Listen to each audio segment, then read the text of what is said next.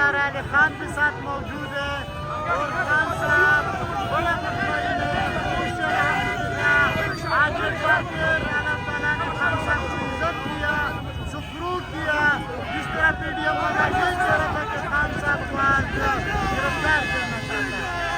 ये मनाजर आपको दिखा रहा है आईपीएल टुडे यूट्यूब चैनल से बराह इस्लामाबाद।